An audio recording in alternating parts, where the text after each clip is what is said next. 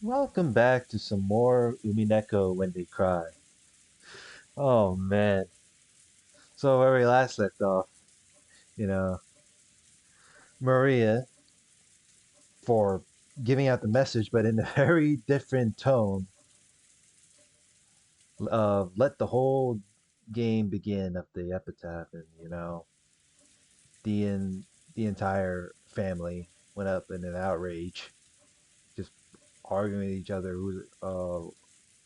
what money should be split and whatnot, and then you know, you know, Battler and the such. Well, they couldn't put up with enough shit, especially Jessica. Jessica was just all pissy about it. Just yeah. Oh man, shit just gets better as always. Anyway, let's continue reading. On the one hand, they all want a larger portion than the other siblings, so they're all rivals, pretty much.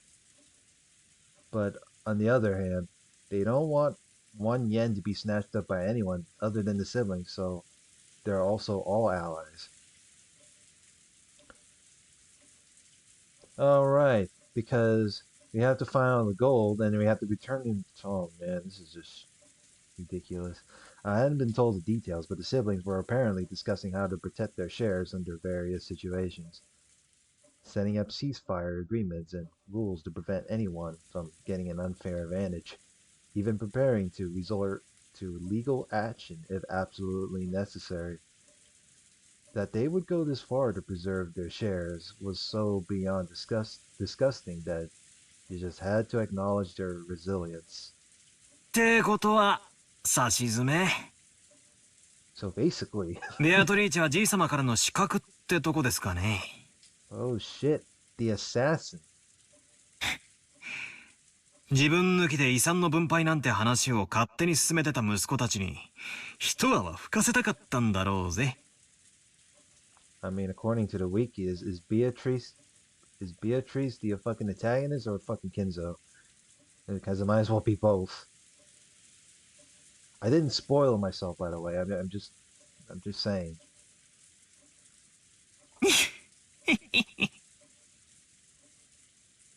何者かしらね、ベアトリーチェって。自称してることが全て本当なら、今日まで誰にも知られずにいた謎の人物で、しかもおじいさまの隠し黄金の存在を知っていて、その上当主の指輪まで委ねられている。相当に信頼された人物ね。さすがにほうきにまたがった魔女だとは思わないっすけど。There you go again. でも、魔女と呼ぶに値する怪人物であることは間違いないっすね。マリアちゃんがそのあたりのことを詳しく話してくれればいいのだけど。My, how vague. みんな小さい子にがっつきすぎだわ。すっかり怯えてしまって、聞けるものも聞けなくなってしまった。Yeah, way to go. あの人たち、北風と太陽とか読んだことないのかしら。They probably don't know. 確かなのは、マリアがベアトリーチェと名乗る人物から手紙を受け取ったこと。自分で現れて直接話せばいいものも、手紙を託して今もどこかに身を潜めているっていう、シャイな怪人物ですけどね。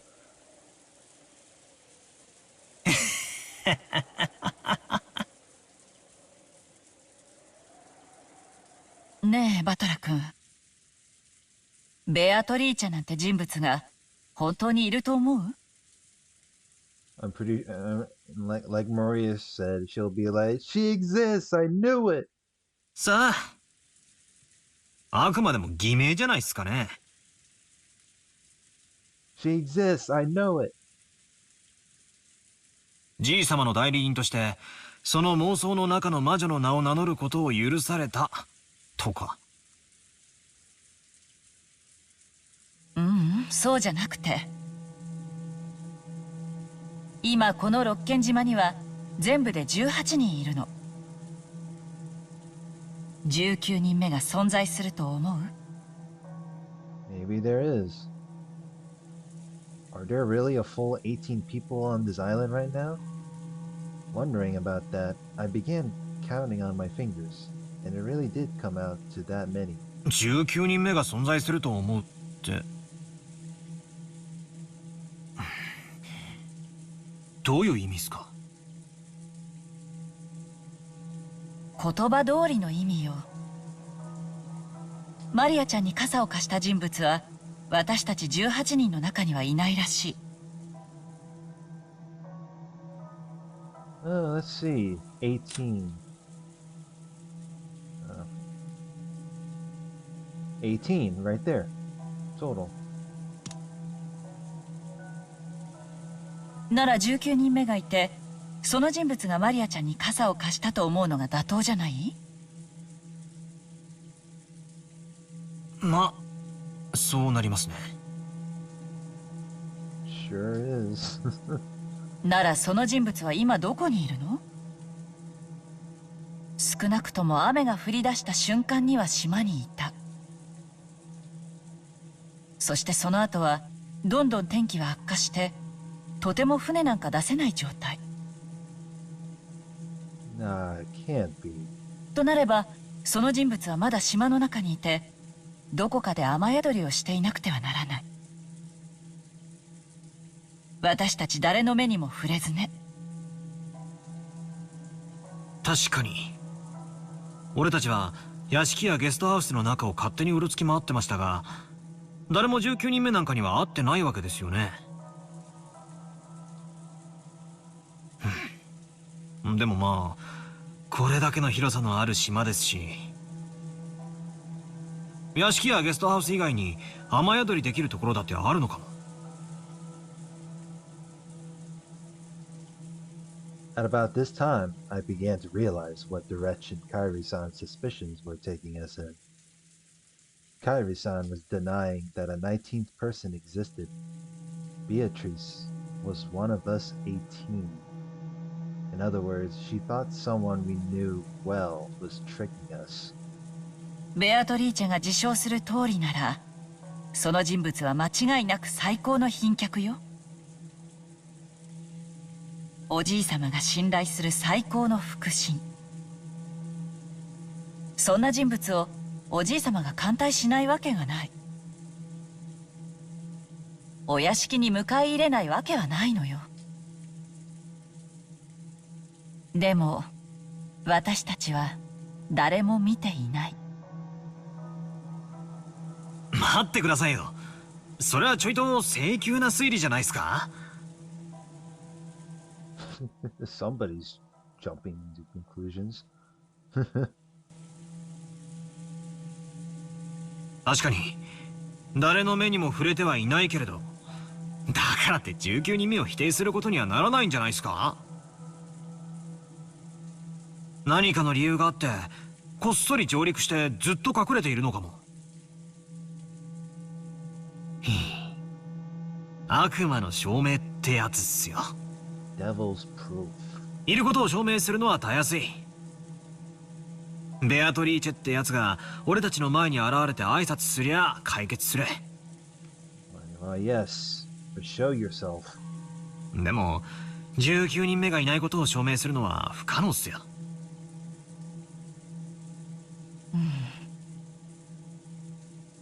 バトラ君の推理の仕方は悪くないわ。現在の状況では19人目の存在を認めるにも否定するにも情報が足りない。でもね、チェス盤をひっくり返して考えると、ほぼ19人目はありえないって断言できちゃうのよ。Spin the chessboard around was one of Kyrie-san's favorite phrases. I've been influenced by those words and used them myself from time to time. When you get stuck trying to find a move in chess, or shogi, then by spinning the board around and looking at everything from your opponent's standpoint, you can often see a strategy that'll give you the upper hand. It means turning things around and putting yourself in your opponent's shoes. いい？仮に19人目の人物としてベアトリーチェが実在したとして、その人物は誰にも知られることなくこっそりとこの島に上陸し、ずっと隠れていた。何かの理由があってね。ならどうしてわざわざ姿を現してマリアちゃんに手紙を渡したの？ That's a good question. It really was a contradiction. If they had some reason for hiding themselves, then they should have stayed hidden the whole time. But even so, they had appeared openly in front of Maria. それは、ほら、マリアも言ってた。メッセンジャーにされたって言ってたじゃないですか。Yeah, indeed. The messenger. マリアが一番年下で素直そうだったからじゃ。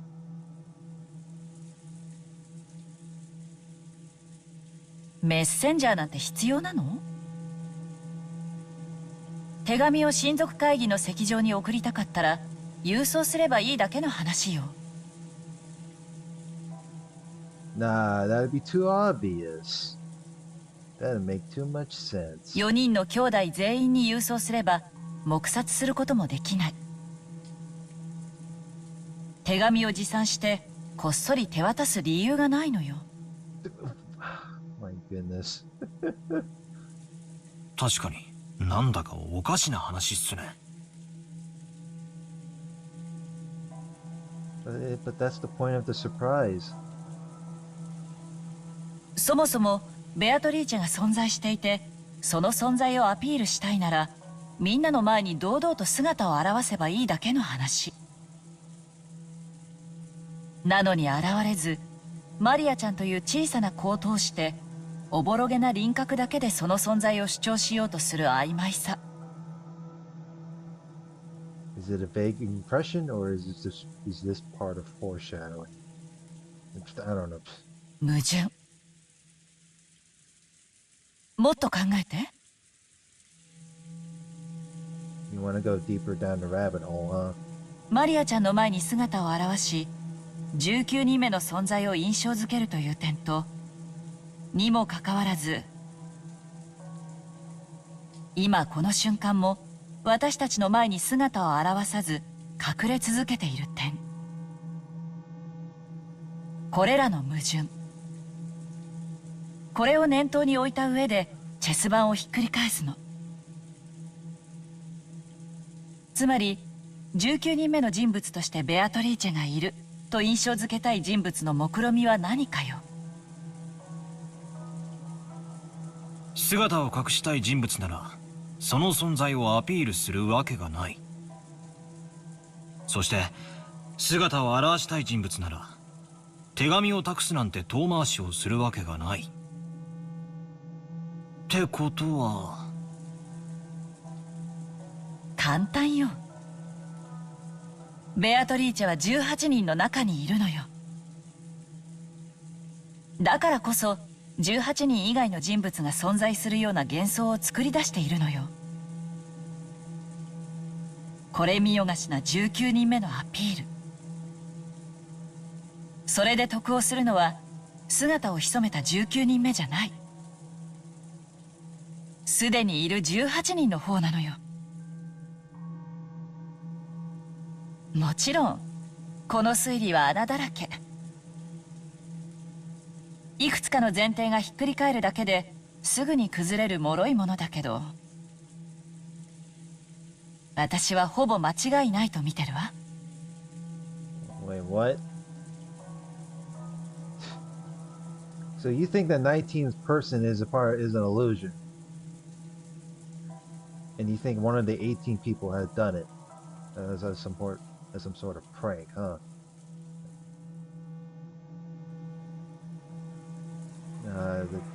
There's no way. Surely the spirit has been summoned to do some shenanigans like this. This is starting to feel pretty creepy. Someone lent Maria the umbrella and handed her the letter.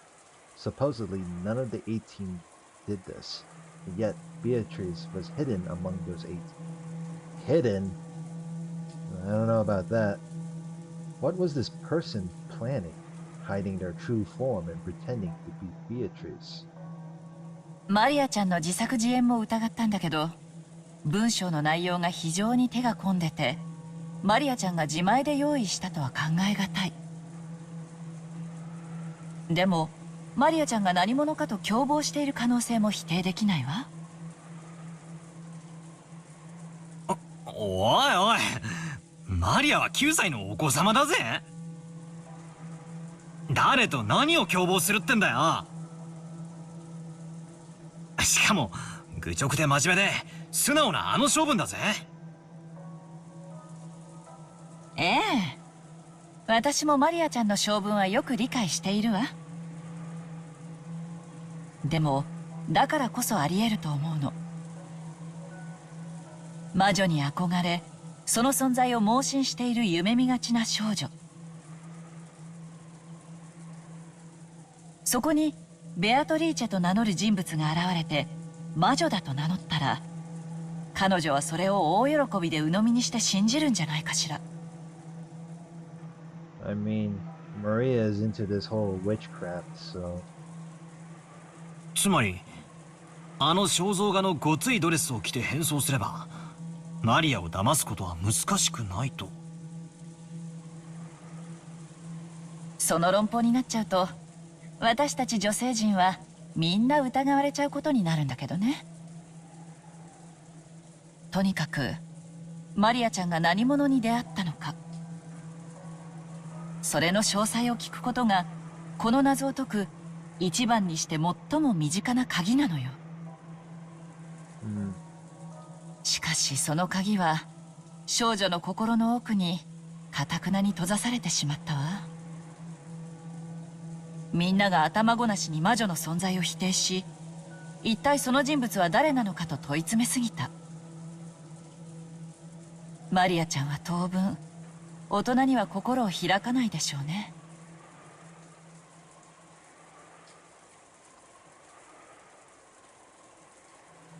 In the dim hall, in front of the portrait of Beatrice, Maria was sobbing.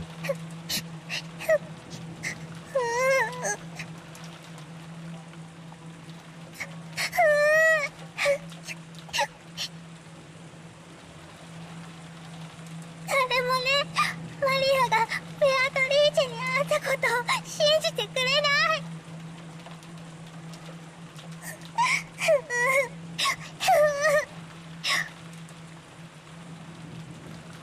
ベアトリーチェとくれた手紙も見せたのに、それでも信じてくれないの。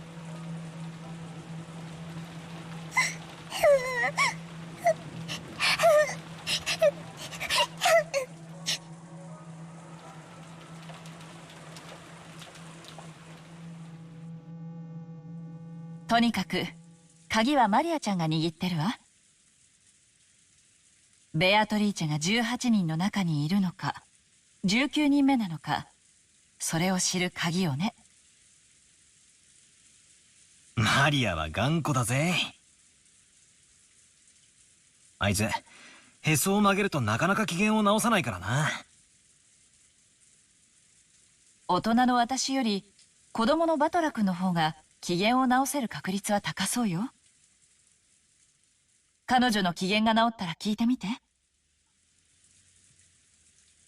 遺産分配がどうのこうのって話には関心ないけど、こんな王道洋館ミステリーみたいなシチュエーションにはワクワクしちゃわない？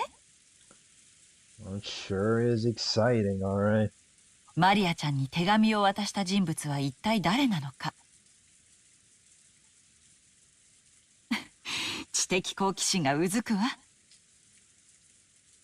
うんざりするような金の話に付き合わされてもワクワクとは実にタフなことだぜ。大人はすげえや。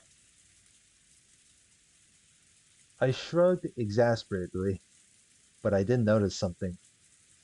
Kyrie noticed how dejected I was after overhearing our parents' turbulent discussion, and was probably trying to clear the air. At the very least, I'd recovered enough to voice my complaints. She wasn't my real mother, so I've never felt like calling her mom. Pretty sure you already know that by now, but it did make me think she's a real adult. おお、ガキども、ここにいたのか。Oh, great. There's Rudolph. キリエも長え化粧直しじゃねえか。What? 俺も次からは化粧をしてくることにするぜ。What? ごめんなさい。女の化粧は長いのよ。どう？兄弟水入らずの話し合いは。Yeah, I wonder. さぞや和気あいあいとしてるだろうよ。Kyrie-san poked the weak spot under my arm with her elbow. 一度頭を冷やそうってことで小休止さ。こりゃ夜通しになりそうだぜ。泣けてくれ。I'm sure you're crying on the inside by now. His way of talking hadn't changed, but he couldn't completely hide his fatigue. I couldn't say I was sympathetic, but he looked pitiful compared to his normal, energetic self. しかしひでえ雨だな。No shit. ゲストハウスに戻るのも嫌になるぜ。夏日姉さんが屋敷で泊まれるよう準備してくれたらしい。どうする？3階になった時に考えてもいいんじゃない？部屋に戻る体力もなくなってたら、その時はお世話になりましょうよ。そうだな。その時に考えりゃいいか。バトラーはどうする？俺がいちゃお邪魔だろうからよ。気使って向こうに戻るぜ。そうか。すぐ戻るのか。さあな。一人で戻ったって寂しいしよ。子供全員で揃って帰ることにするぜ。そうだな。そうするといい。それでバトラー、お前今夜はそうは簡単には寝ないだろう。多分いとこたちとおしゃべりしてるだろうからな。夜更かししそうな気配はあるぜ。それがどうかしたのかよ。そうか。Why are you being serious about this? もし大人たちの会議が終わってお前がまだ起きてたら、ちょいと家族でしたい話があるんだ。なんだよ。柄にもねえな。I know, right? Apparently, Kyrie-san was thinking the same thing. What are you talking about? Yeah, what the hell are you on about, Rudolph? Well, why you have a serious look on your face all of a sudden? She asked him in a small voice. It looked like Kyrie-san didn't have a clue what dad meant either. キリエにも聞いてもらいたい話だ。後で話すから、今は聞くな。頼む。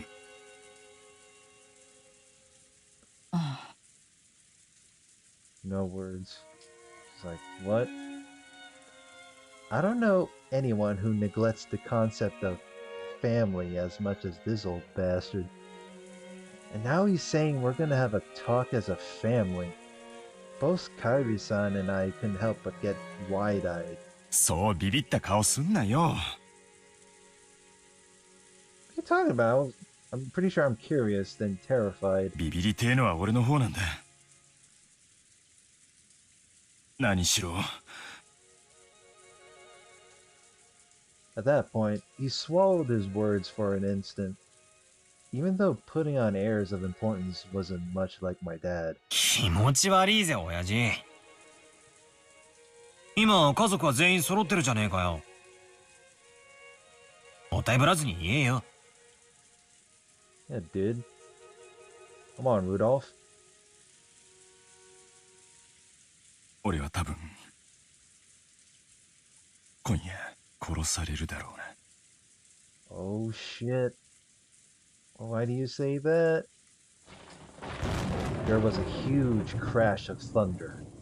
It must have been really close. Dad's expression, brightly illuminated by the lightning, was burned into my eyes. Dad's face, which always looked so sure of itself and which always wore a taunting expression, was strangely frail in a way I couldn't really explain. It was so worn out that he looked like a different person. は That's what I want to know. 何言ってんだよ、柄でもね。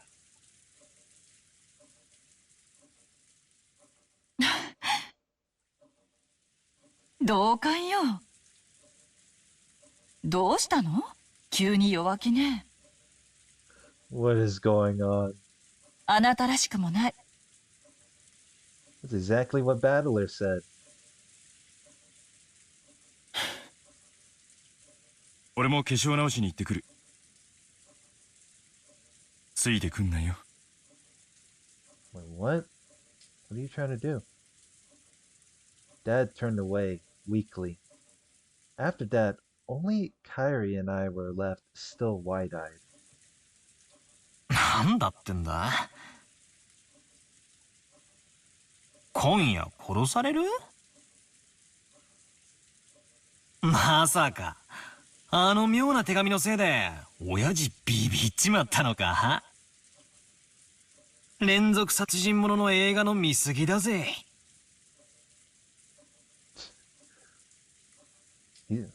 Is it serial murder movies or horror movies?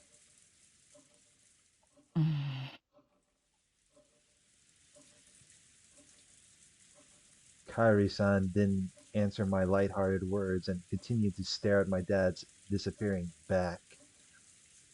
Well, the question is, what is Rudolph going to do next? バトラ君はルドルフさんに今話せと言ったら話さず立ち去った。He must be hiding things. みんなに話すことがあると言い出しながら答えなかった。どうして？ That's what I wanted to know. チェス盤をひっくり返す。You gotta look through Rudolph's perspective, I see. すると話すと言っておきながら話せない矛盾。なんすかね。親父側から見ると何か見えてきますか？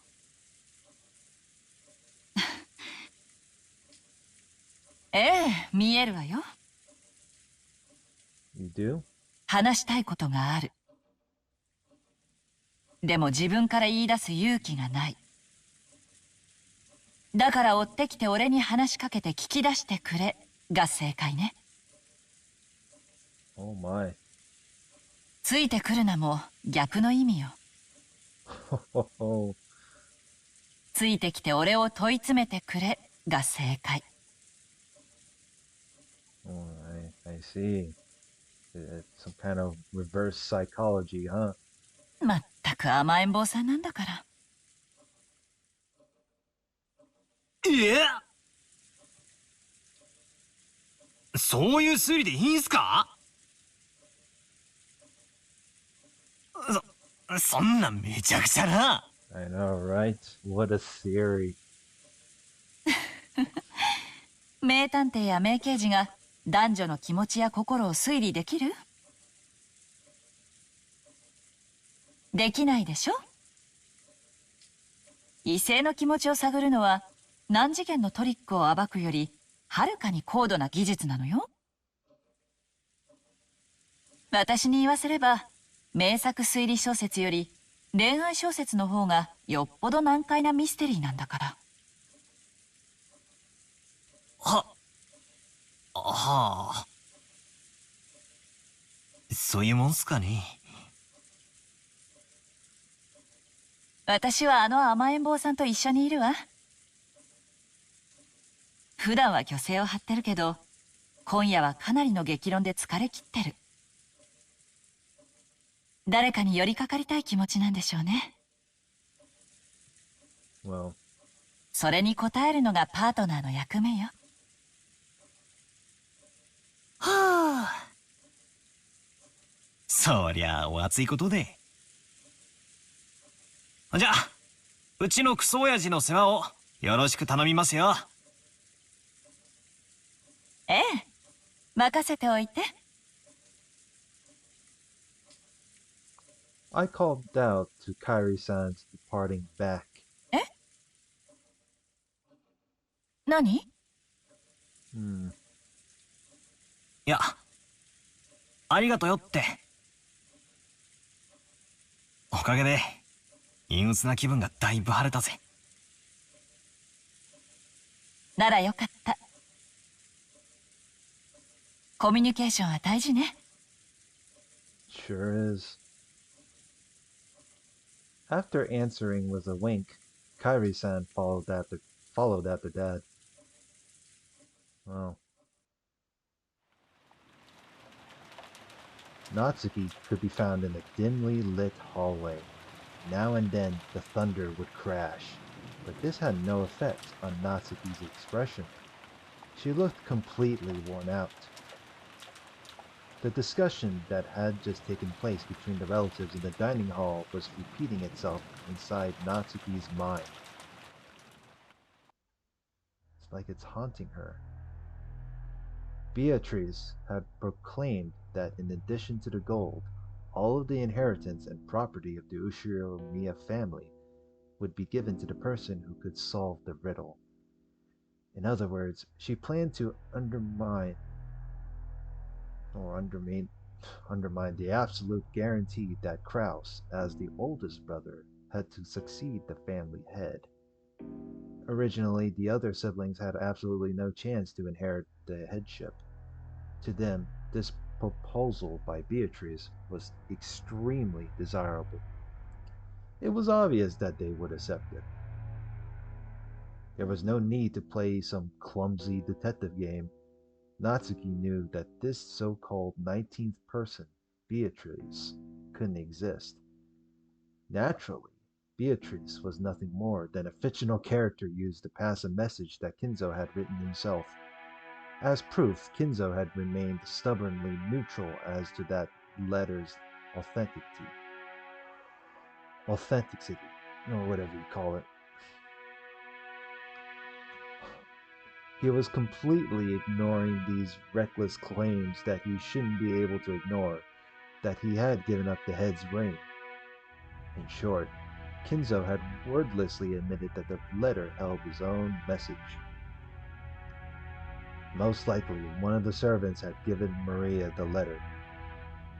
Kinzo had probably worked out an elaborate plan where the dress from the portrait would be prepared, and someone, probably Shannon, would be made to wear it and deliver the letter and the umbrella. By doing that, he could make it seem like the witch from the portrait actually existed. No, if anything, that alone was proof that Kinzo was behind all this.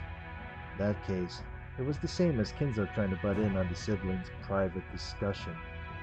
Then Kinzo, by announcing that he'd give everything to the person who solved the riddle, could weaken Krauss's overwhelming advantage. Now it was certain. Kinzo had eavesdropped on the siblings' discussion in the parlor earlier that day. So he had known how Krauss had staved off the attack by the other three, and to make the scales of the battle go back into balance, he had sent out this strange letter which benefited Krauss's rivals. He was trying to push this crazy theory so that Rosa, who had a weak position among the siblings because of her age, would join with Eva and Rudolph. Then, with a 3-to-1 advantage, they'd be able to overwhelm Krauss yet again and make their ridiculous theories get accepted by force.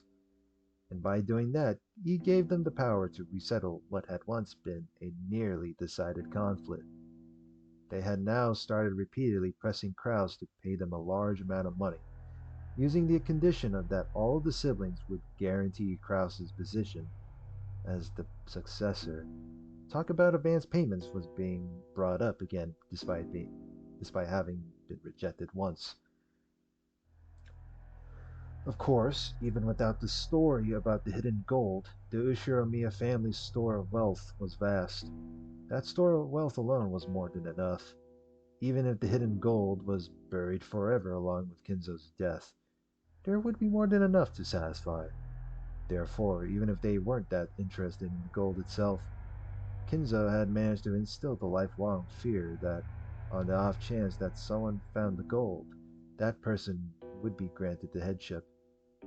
And this kind of Achilles heel would definitely be taken advantage of by someone sooner or later.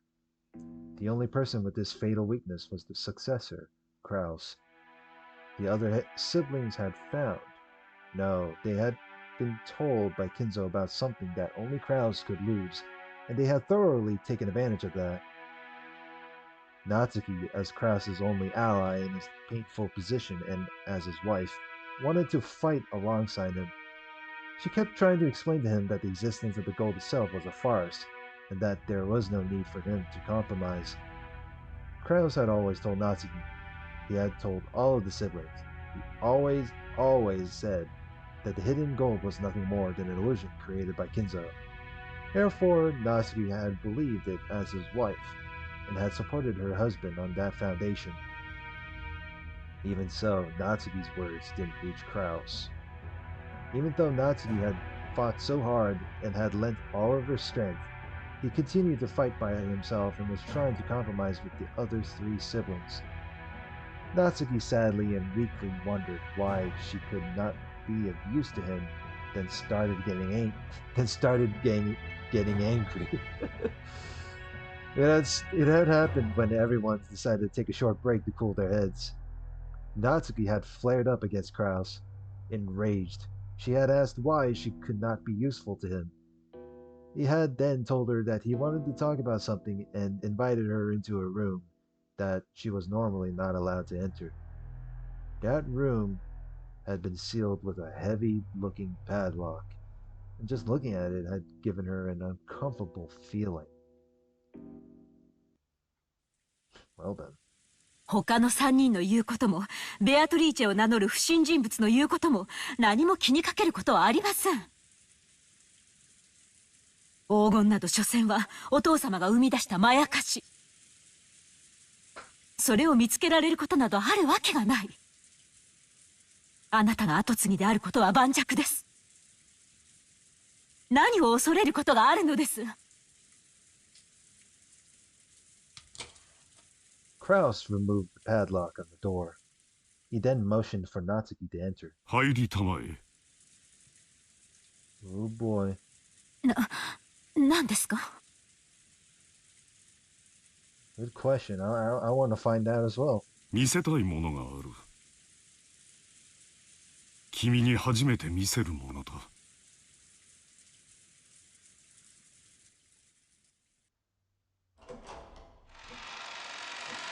Natsuki timidly opened the door with a dubious expression on her face.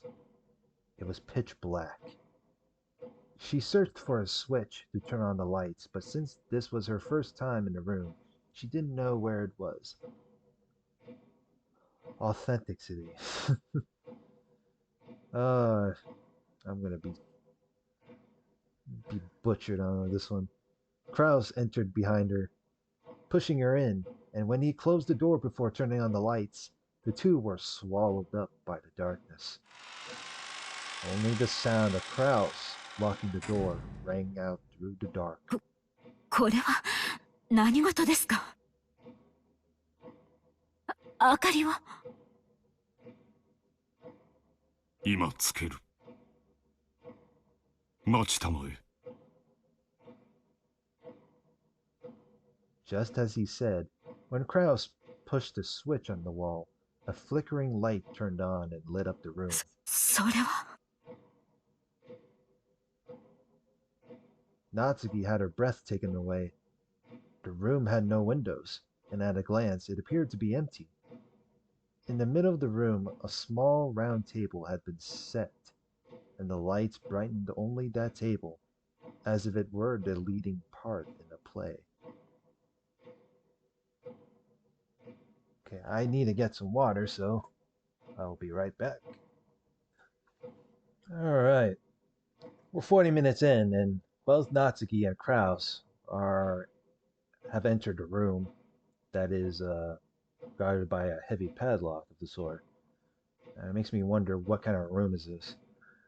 On top of the table, a red tablecloth of elaborate design had been set out, covered with dust, and on top of that, something about the size of a grown man's arm had been set down. That something took Natsuki's breath away. Oh shit. 凄まじい純度を持つ黄金のインゴットだよ。Oh shit, son. It's a fucking gold bar. Oh shit. It's an old gold ingot of incredible purity. こいつがなければ誰も黄金伝説を信じはしなかった。The legend of the gold. It was an ingot of solid gold. Even in the faint light, it sparked with a noble and dignified glint. こいつはまともなインゴットじゃない。このインゴットを鋳造したのが国内なのか国外なのか、それすらも私にはわからないんだ。It took a high level of skill to make the purest of solid gold ingots, and in order to verify that purity, it was standard to have the original foundry and the name of the bank that guaranteed it imprinted on the gold. However, this ingot did not have that kind of seal. This mysterious gold bar had come from an unknown foundry. ここを見たまえ。怯えることはない。こいつはただの金塊だ。It's not like this bar of gold will kill you. Natsuki, following Krauss's words, timidly approached the ingot. そこだ。Krauss pointed at the surface of the ingot. Natsuki concentrated on that section.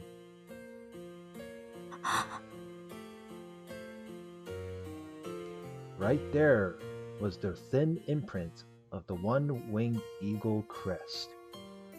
Natsuki's breath was taken away once again. そうだよ。これこそが親父がベアトリーチェに与えられたといい、保証人のマルソーの会長に任意で一つを抜き取らせて持ち帰らせ、財界のフィクサーたちを信用させたという伝説のインゴットなのだよ。方々に手を尽くして私が見つけた。他の兄弟たちより早くね。Well, lucky you. そんな。じゃあ、お父様の黄金伝説は実在する。後宮金蔵が授けられたベアトリーチェの黄金は実在するのだよ。そんな。本当にあるなんて。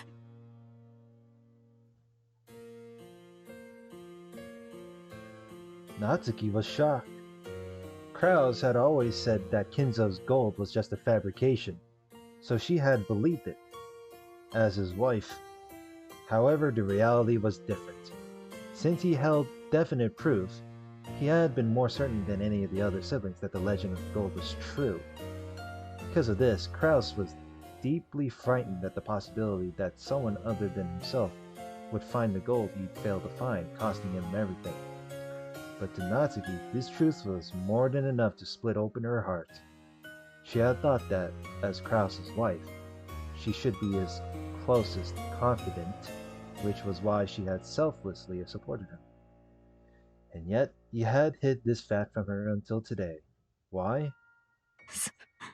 そこまでに私はあなたの信頼に足りないというのですか？ Maybe. そういうつもりはない。話す必要がなかっただけだ。あなたにとっては妻はその程度のものなのですか？ Jesus. 落ち着きたまえ。劇場にすぐ駆られるのは君の悪い癖だ。あなたがそうさせてるんじゃないですか？私は後宮家に嫁ぎ、今日まであなたの妻として仕えてきました。あなたのために生まれた家を捨て、身も心も捧げてお仕えしてきました。その報いがこれなんですか？そんなことって。 Krauss grimaced, looking annoyed. His expression effectively communicated how much he disliked this part of Natsuki, even if he didn't say it out loud. 私はもうあなたの力になれそうもありません。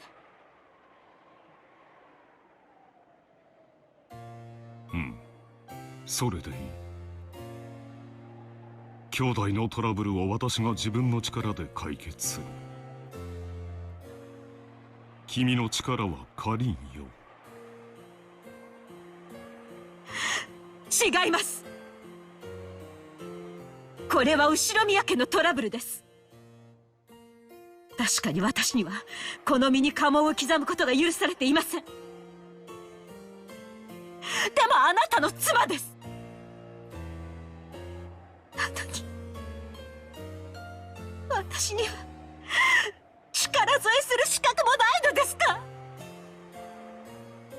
あなた。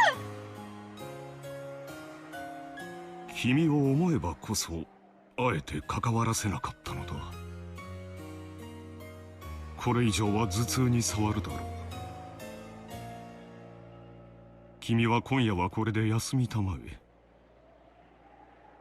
兄弟の話は兄弟でつける。君は関係ない。それだけだ。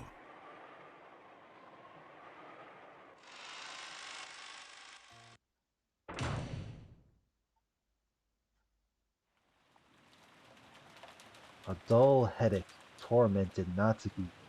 No matter what medicine she took, no matter what sense she burned, it wouldn't heal. In fact, simply wandering alone through the dark corridors and listening to the sound of the rain seemed to be a better cure. I may be Natsuki, but I was never Ushiromiya Natsuki. I have been despised and treated as a borrowed room, and insulted when I couldn't even fill that role. Even so, I have tried to properly perform my duties as a wife, but now, even my husband has rejected me. Well, damn, Krauss is a piece of shit. I've done my best raising my daughter as if it were the last job left to me. However, I've had no release from my anger and sadness, and they've caused me to subconsciously strain that relationship too. Because I've been excessively strict in Jessica's education, she dislikes me thoroughly. She despises me for having no interest in anything but grades. There is no longer anything I can do for the Ushiromiya family. No, that's no good. Despite it all, I must help my husband beat back the schemes of the other greedy siblings. The family head won't be around much longer. Eventually, Krauss will succeed the head, and the next successor will be Jessica. Strictly speaking, the man who enters the family by marrying Jessica will become the next head. It all comes into the same thing. I have to make Jessica an excellent successor whom everyone will accept, as worthy to take over the Ushiromiya family. In the days to come, that greedy Ushiromiya Eva will probably be plotting to find some faults with the main family. And if it all goes as she plans, Jessica will be dragged down from the succession, with George set up in her place. It is regrettable, but George is a man, and even more, has matured as a person. Compared to Jessica, who is right in the middle of her rebellious period and whose grades are slightly below average, it can be seen at a glance who is more fit to succeed ahead. So in order to secure Jessica's position, I need to turn her into an excellent person. After doing that, I want to find her an excellent husband worthy of the excellent person she will have become. A wonderful man who will truly accept Jessica and stay with her through all of life's joys and sorrows. Was Natsuki trying to entrust her daughter with fulfilling some desire of her own? Natsuki thought back to the days when she had no choice but to marry into the Ushiromiya family because of that unavoidable fate. She had tried to block that from her memory. She had consciously forgotten it and had actively attended to the life she'd been given as Ushiromiya Natsuki. And in so doing, she had built up a new life. But just now, it felt like all of that had been casually rejected. 何を考えて生きていけばいいのかわからない。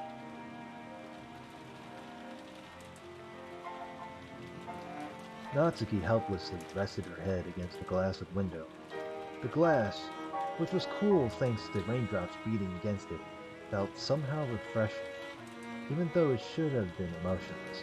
Right then, it seemed to be the only thing that could understand Natsuki. At that point, even if someone had appeared, Natsuki didn't intend to pay any attention to them. But she did pay attention, because it was her beloved daughter.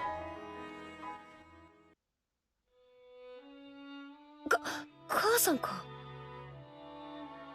Oh my. なんだよ、こんなところに。幽霊かと思ったぜ。 That's a bit rude. Just like always, her words were rough and not at all like a girl's. Instinctively, words of rebuke rose to Natsuki's throat. However, their strength gave out and they didn't escape her lips. ジェシカ。ごめんね。母さんは頭痛がひどいの。そっとしといてくれる。そう。 Jessica was seeing her mother in a position of feebleness for the first time, so she was considerably disconcerted. Until just now, she'd been filled with contempt for all of the parents, including her mother. But now, those feelings had been completely swept away. Her mother's utterly exhausted face had wiped them all out. Well, 53 minutes in, and I'm gonna save from here. We'll continue it off in the next part, so let's find out more later on. So, like, comment, and subscribe, and see you guys later. Have a good one.